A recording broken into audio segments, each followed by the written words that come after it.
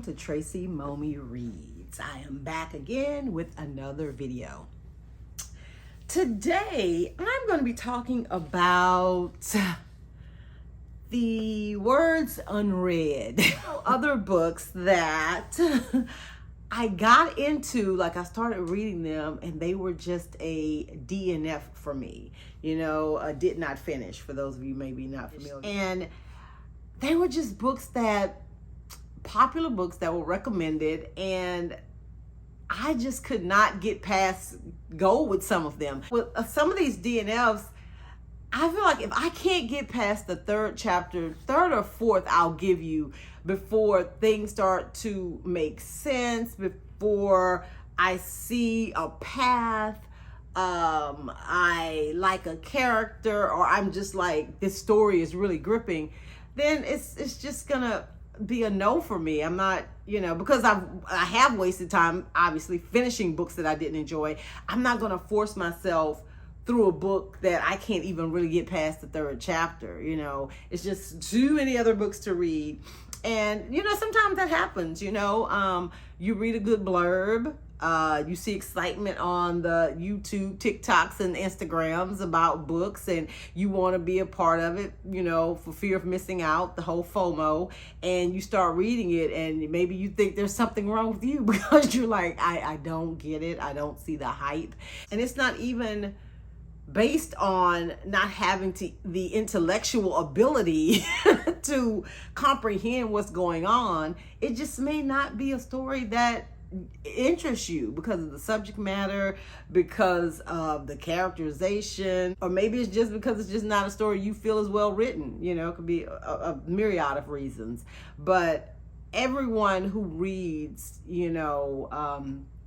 somewhat regularly, like myself, I'm an avid reader, you're going to come across that. You're going to have books that, oh my God, I wish I could read this again, and it's just going to blow your mind, and it's going to stick with you for a while. Then you're going to have books that was satisfying, leave you with a little feel good, or a little smile on your face. Then you're going to have books that maybe anger you because, like, while you enjoy them, you just didn't like the ending, which that's my case most of the time. Or you just didn't like, that everybody didn't get their comeuppance or whatever. And then there will be those books that you're like, what was this? What is this? And then, like the books I'm going to talk about today, books that you just could not get through. And I don't think, because there's such a roller coaster, such a ride with reading and trying to pick out books that stimulate you mentally, and stir your emotions, sometimes you're just not gonna have any, luck. So I wanted to talk about a few books that were on my DNF list today. The first book on my list, this book was published back in 2014, A Brief History of 7 Killings by Marlon James. A Brief History of 7 Killings by Marlon James. So I know that a lot of people, this was like, oh my God, this was their favorite book, and they loved it. In a nutshell, what it was about, it had so many layers, but I think what drew a lot of people to it was because central and part of the book was assassination attempt of Bob Marley. Okay, so a lot of people were reading it for that reason, but the book also has like so many other layers.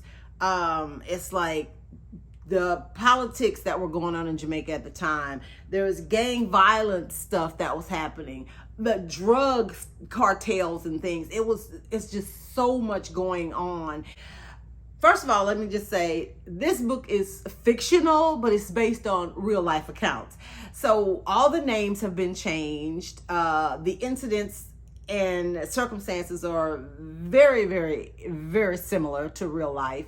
But like, instead of it being Kingston, it's like a city called Copenhagen, but it's in the Caribbean, Some of the players' names have been changed. Bob Marley is referred to as the singer, and it's very Jamaican. And that was one of the parts that I had a problem with, and why I really could not get into it or finish it. Not because I have anything against Jamaican people. That would be dumb. But it's in Jamaican patois. Like, and I think the author may be Jamaican, but I had to stop too many times because, like when you hear someone from the Caribbean talking, just like not unlike maybe hearing people, with Cajun or Creole accents.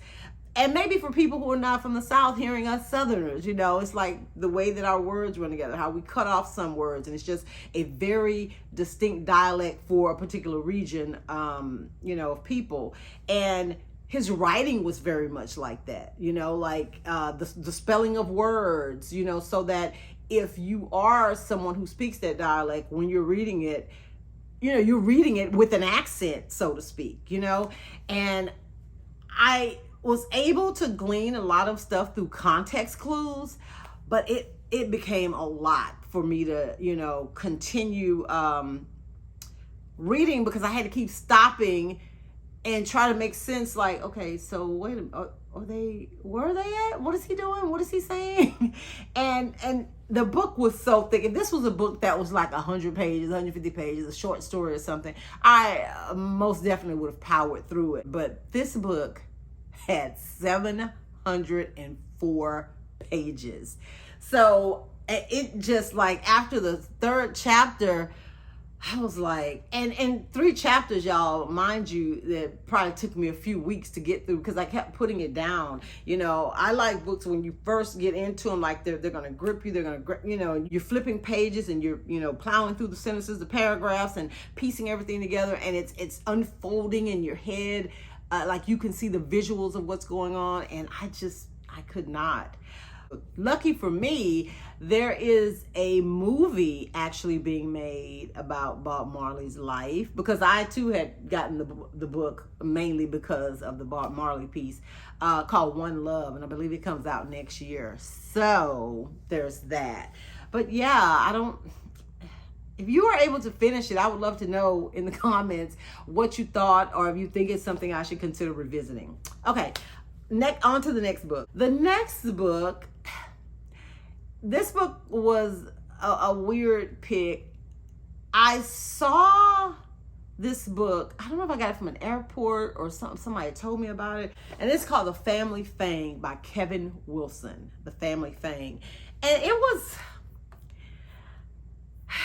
I really thought the premise of the book and the blurb, there's this family, right? This couple, they're performance artists. They have 2 kids, they put the kids in their shows and all this stuff. And as a result, the kids lead a kind of unstable life because their parents are traveling around and they're forced to do these, little shows and different things.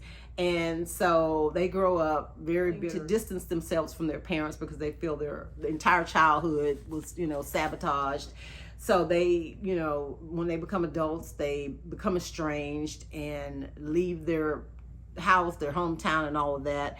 But, it happens sometimes, the growing pains of life and adulthood, they find themselves back in their town, living with their parents, but still, harboring all that bitterness and all that kind of stuff. And the parents are going to do this like one last thing, performance art, to go out with a bang, and they want the kids to be a part of it. And that's as far as I got. And I know that sounds like practically the whole book, but like it was a back and forth type thing, like with the past and present. So you knew, like, going into it, that the kids were back, because I think it starts off in the present, and then they kind of allude to our life before, and now that we're back, they want us to do this thing. And that's kind of where I stopped. It was too quirky. I don't know, it was just like you're sitting in a rocking chair on a porch, and after a while, how like initially you're like, oh, this is comfortable, the swaying motion. But then after a while, you just kind of zone out, and you're just left with that rocking sensation, but the thrill is gone. And I feel like that's how it was for me with that book. The book was made into it was adapted to TV. I think it was TV. I don't know if that movie went to theaters. The adult son in the book is played by Jason Bateman in the movie. I can't remember who any of the other people are in the movie. But yeah, it just got too quirky, too weird. The blurb, I think, is what pulled me in, but I could not finish it. And You know, I don't know how it ends and if I'll ever like go and watch the movie, because I'm a big fan of Jason Bateman's, but I don't know if he's even enough to make me want to finish that particular story. The next one is It Ends With Us by Colleen Hoover. Okay, I read one book by Colleen Hoover from cover to cover, and that was Verity. And I mean, it pulled me in from page one. In that whole first chapter, I wasn't a big fan of how it ended. I mean, it was kind of like a shock for most people, but I felt like that the wife, the character, like she wasn't utilized enough, you know, in that particular story. Like, I feel like there was some missed opportunities. But anyway, I like the writing style, and I did, you know, overall like the story. So, you know, I'm thinking, oh, you know, I'm going to read some more of Colleen Hoover's books, thinking that they would kind of be on par with that, or at least, you know, entertaining or enjoyable. That is the only Colleen Hoover book that I've read from cover to cover. I see, and I tried not only with It Ends With Us, I did finish another book of hers that I'm not going to talk about, that I won't review on the channel. But with It Ends With Us, it was going great, I feel like. You know, I got a few chapters in, and the whole thing like started off great, you know, with Lily and Ryle, and, you know, the meeting on top of the building. They were, you know, in New York or whatever, and then kind of finding each other all those years later.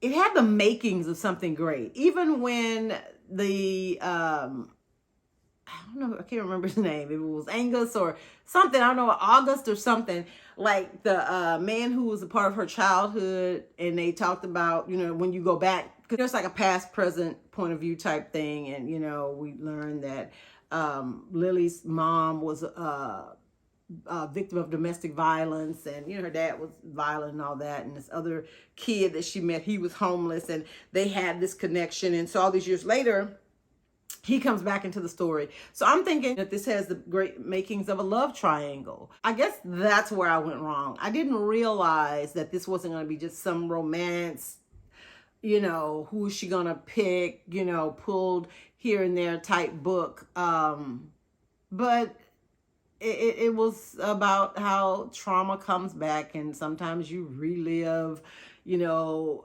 it's like generational curses, and her mom was a victim, so she becomes a victim. And I don't know, I really was loving Ryle's character, and maybe Ryle, R-Y-L-E. And I mean, I know that type of thing happens all the time. I know a lot of time these men who come across as like, you know, perfect or having it all together end up being the biggest sociopaths and psychopaths. But it just seems so like all the time they were together, and all the time she'd known him like that. You know, he snapped and he was a different person. And again, I know that happens. I just didn't want to read about it. So I was disappointed and didn't want to read about that. But like I was about to say, turns out, I guess, a lot from what I read in comments and stuff when people post books from Colleen Hoover, the majority of her books have like some type of trauma or some type of, you know, thing like that in it. Like she doesn't apparently have books that are just like contemporary, like relationship books or love stories where people maybe don't have to have, you know, something where they're overcoming something so just tragic and traumatic. But I guess that's like a big part of like her books, and maybe that's the appeal for some readers, but it wasn't for me. After that, I was like, I don't even want to know what happens. So, and I hear that's going to be made into a movie or a television show that I will probably skip. Okay, and the last book that I want to mention on the DNF side is The Luckiest Girl Alive. And yes, that title sounds familiar because guess what? It's a TV series on Netflix, and it stars Mila Kunis. I think it came out a couple of years ago. Maybe it came out during the pandemic or right after. The book came out in 2015, and I remember like not too long thereafter I got the book because I have it in hardcover, right? And again, the blurb is what pulled me in, and there had been a little talk on Bookstagram. Not a whole lot, but I saw a couple of people, and I was like, oh yeah, I saw that book too. I'm going to get it. Ordered it off of Amazon. because like I said, it sounded so great. And I think after the third, fourth chapter, I may have just like, or I may have gotten even further than that. I just could not, because in that particular book, there was a lot of past, present type points of view, which I have no problem with that. I enjoy those sometimes, depending on the story and what they're doing. But sometimes it got a little convoluted for me, because the main character, like I think her name was Tiffany, right? But in the past, she went by Annie, A-N-I. There were points when she was called Tiff and then Tiffany. So I don't know, like, I was getting confused by that, right? Because like I said, it's past and present. And she just seemed to be such an unreliable narrator, in parts. It's like, I just didn't know if, like, was she telling the truth?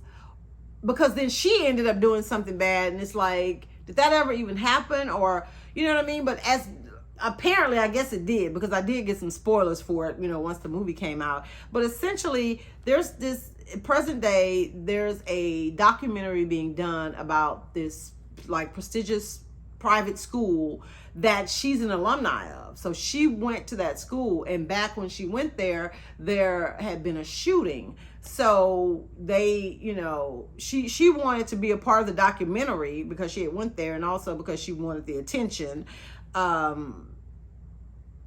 Because back then she wasn't very popular, and now present day she's married to this guy that was rich, and she was a whole different person. So I think she just wanted people to see, like, look at me now. And so as we're going with the documentary and listening to her story and her accounts of what happened back then, things just aren't adding up.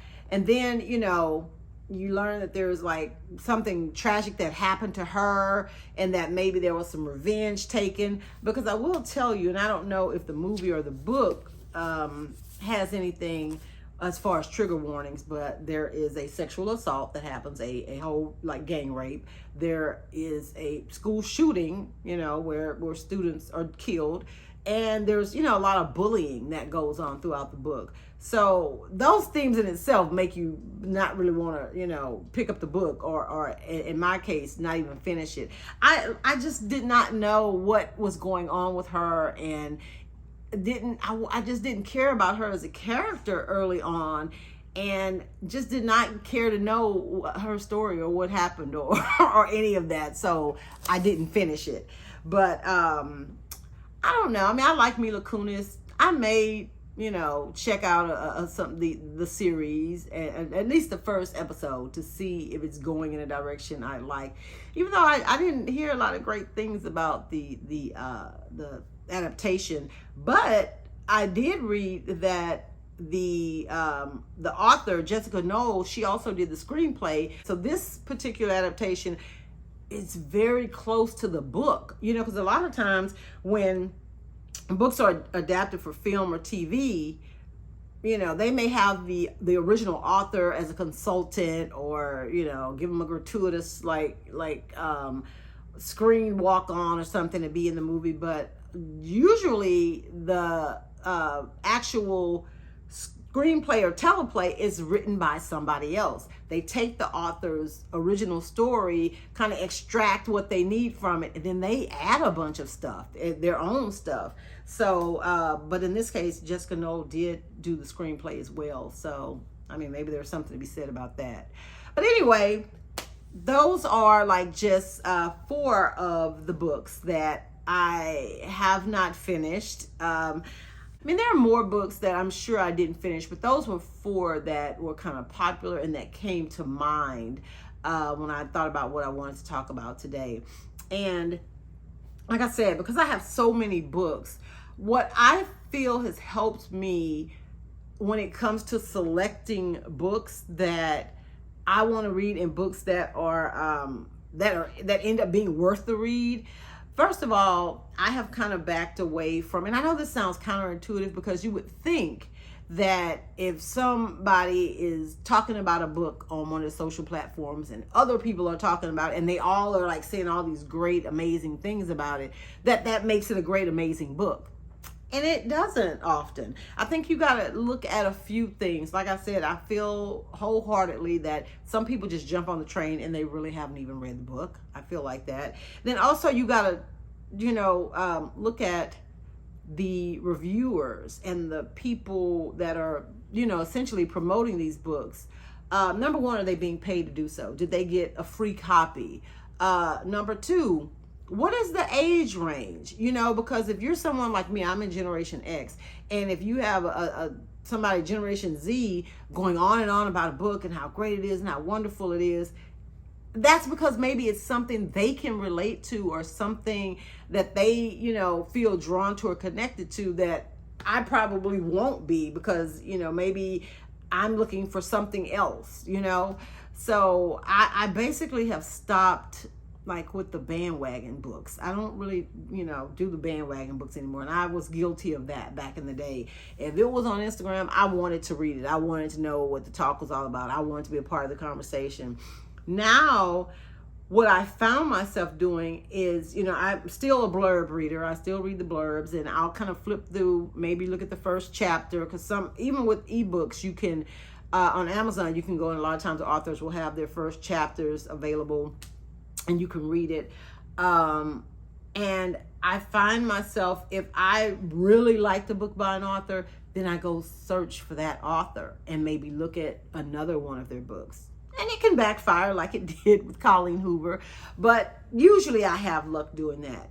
But the other thing that you can do is, if you found a book that you really liked by an author, and let's say, you really like that book, but when you go to look at their, their list of books and things that they've written, it's a whole nother genre. Like, you really like this romance book, but you find out they really are known for writing historical fiction, or they're really known for writing sci-fi, and that's really not your jam.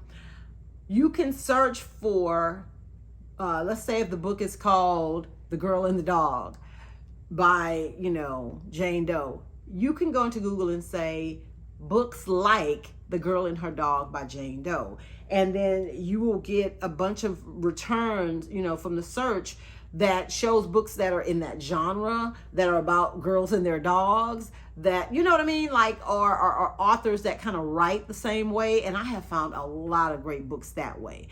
And I've been introduced to some new authors that I didn't know about previously. But you know how you see that, like, where people, when they talk about movies or something, think The Godfather meets Indiana Jones meets Transformers. And all that is they're saying that particular movie is going to give you, bits and pieces of maybe what you loved about those other movies. And I think that's how those search results kind of come back. Like, if you loved that particular Get a Life, Chloe Brown, maybe this author, in her book, she has facets of that, like a meet cute, or somebody that's a heroine that's like overthinking things, or, or something like that.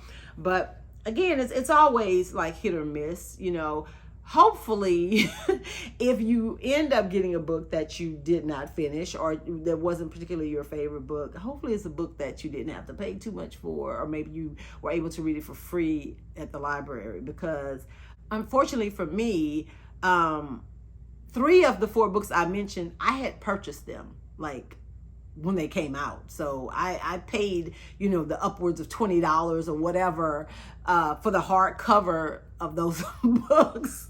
And that can be expensive. That's why lately you guys have probably seen me, I'm always holding up my Kindle or whatever, because I've been doing a lot of library books for, new books that I want to read. I mean, obviously I have books on my shelf that I'm also reading, but whenever you see me have it on my Kindle, I didn't pay for that. That came straight from the library.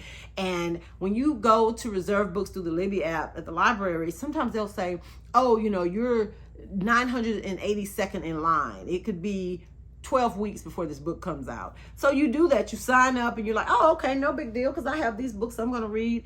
Then 2 weeks later, for whatever reason, I think because some people, they aren't ready to read it yet, so you can like put it back on the shelf so other people can read it. and your turn comes up faster than you think. So a book that I may have thought was going to take 12 weeks to come in, I have gotten it in 2 weeks. So now I got to pivot because, I want to go ahead and read this because this book has to go back. My hardcovers and paperbacks and all these books on my shelves, I own those, so I could take my time. So anyway, enough of me rambling. If you have some books that you did not finish, or books that you would recommend, or books that I talked about today that you think I should give a second chance, just let's start a conversation in the comments. Let me know your thoughts. Thank you so much for watching. And please go ahead and take this time to subscribe to my channel so you don't miss out on all the great content I have coming up. You guys have a great rest of your week, and I will be back next week with another book review. Bye.